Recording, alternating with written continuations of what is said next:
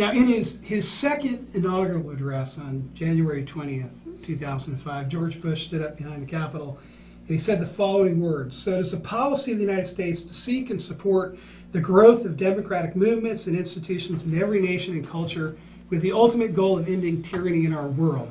The great objective of ending tyranny," he said, "is the concentrated work of generations.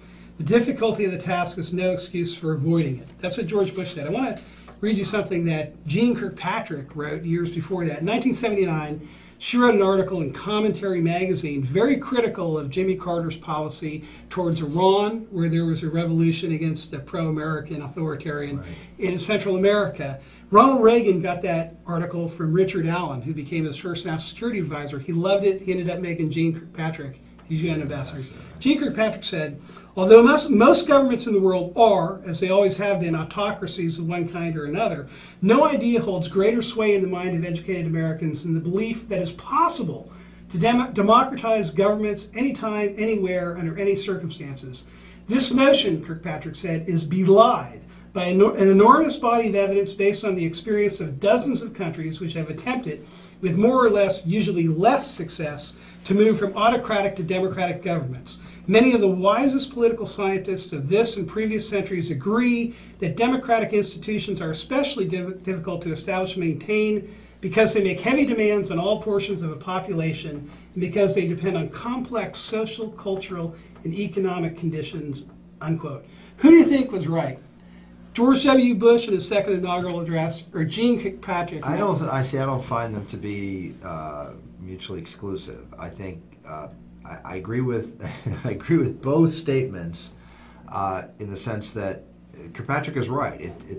Democracy is hard. It takes complex institutions. It doesn't fit in all cultures.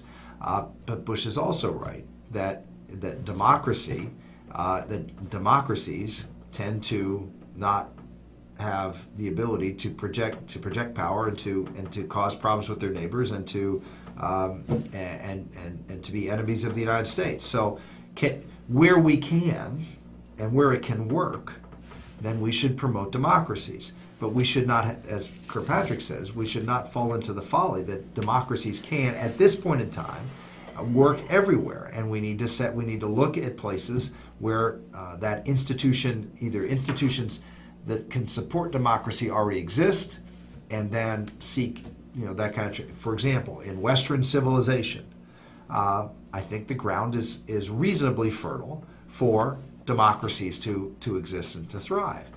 In places like the Islamic world, it is much more difficult. Much more difficult. I won't quote her directly, but in her final book, Making War to Keep the Peace, which was published posthumously, Jeane Kirkpatrick was very critical of George Bush's foreign policy.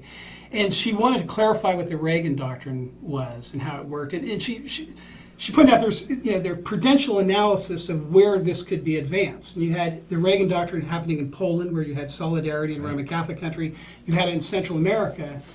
You could argue that Afghanistan is quite a different location and culture than that. Do you think it is folly for the United States to try and use military force to establish a democracy in Afghanistan? I think it's going to be very, very hard. I mean, grafting democracy onto an Islamic country is particularly Islamic countries in the Middle East, which practice a more of a Salafi brand of Islam.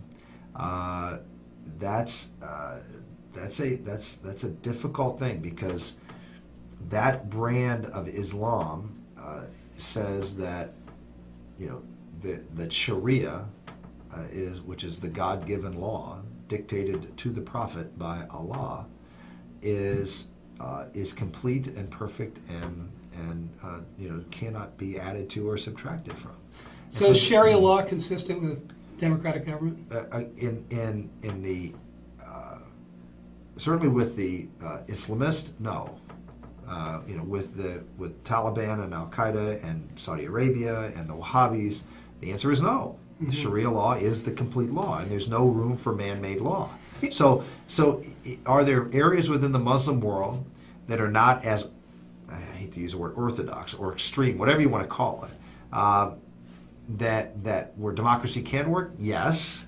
Where? But there's a cultural underpinnings that may make that, well, Take for example Abu Dhabi or someplace like that, which is more of a hybrid. Now, obviously, they're not a democracy. They're an emirate. They're an emirate, not a democracy. And you have a lot of guest workers in that country who Right. have very little freedom at Right, all. but could it work in a place that's more westernized like that? Could it work in a place maybe like Indonesia or someplace like that? Potentially, much more so than it would. And it's a much harder lift, and I admitted that from day one in Afghanistan and in Iraq.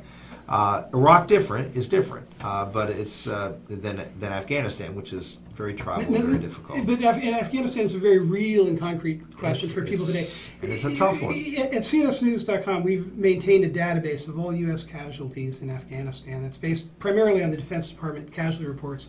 A majority of the casualties in that war, which is now in its 10th year, have taken place since the inauguration of People Barack forget Obama. we only had a few hundred troops in Afghanistan at the time that the war was fought the first time. And the casualty rate was very low. Well, we only had a few hundred troops. We didn't have very many casualties. We didn't have very people. In 2010, there were almost, not quite, 500 U.S. casualties in Afghanistan. Got One 30,000 troops American dying every 18 hours in that country. If, in fact, we've removed the Taliban, Al-Qaeda is no longer using that as a base to attack the United States, why are we losing one American life every 18 hours in Afghanistan? Well, because we have not established a stable government that controls the country, and I think your point is, well, do we need to have a democracy in place to do that? There are some who've suggested there was a king in Afghanistan before the Russians came in and before sort of disrupted anything, and he was someone that was able to sort of coordinate things and make things work. Would it be okay to return to that form of government? I think going forward we need to be open to a form of government that works for a place like Afghanistan. Is democracy again the ideal?